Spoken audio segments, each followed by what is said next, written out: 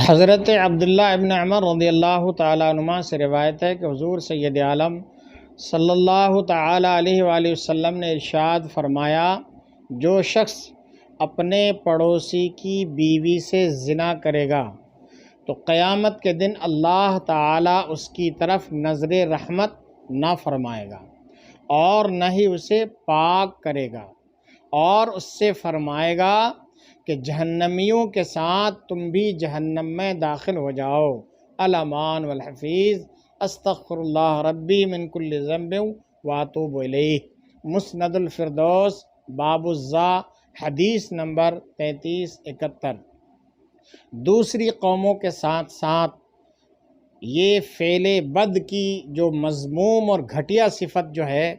یہ ہماری مسلم قوم کے اندر بھی داخل ہو چکی ہے۔